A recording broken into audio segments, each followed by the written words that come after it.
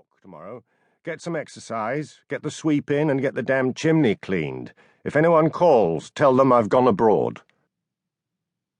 In less remote parts of Scotland, people had their chimneys vacuum cleaned, but in Drim, villagers relied on the services of the itinerant sweep Peter Ray with his old-fashioned brushes.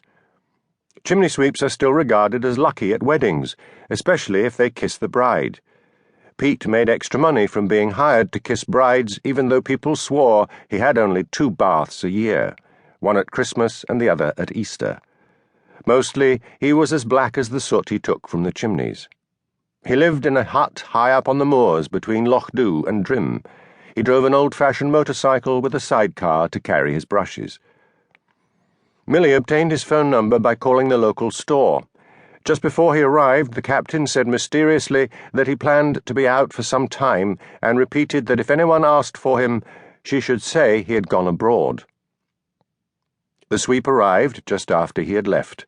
Millie took one look at his soot-covered appearance, gave him a mug of tea, and then rushed to spread newspapers and old sheets over the drawing-room carpet.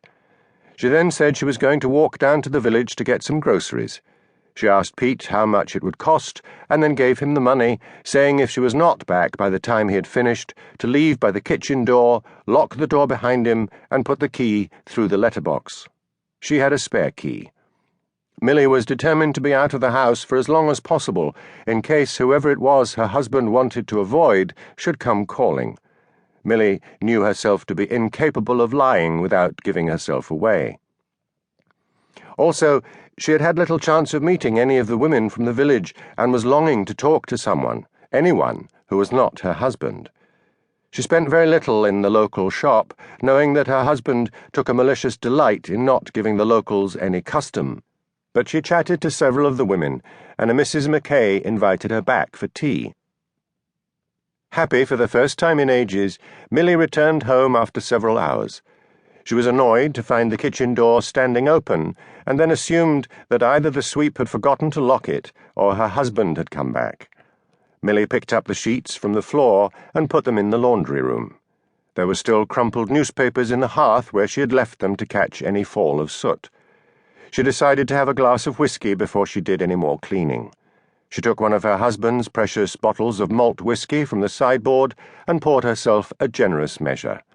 Her husband would not approve, but he was so often drunk in the evenings that she was sure he would assume he had drunk the whiskey himself. She sat down in the drawing-room, sipping her drink and staring at the large stone fireplace. She had enjoyed her little bit of freedom. If only her husband would go away more often. If only, whispered a nasty little voice in her head, he were dead. Feeling guilty, Millie took another sip of her drink, listening all the while for her husband's return. The wind had got up and was blowing around the house. Plop, plop, plop. Millie stiffened. What was that noise? A leaky tap in the kitchen? No, the noise seemed to be coming from the fireplace. Darkness was falling. She got up and switched on all the lights. Plop.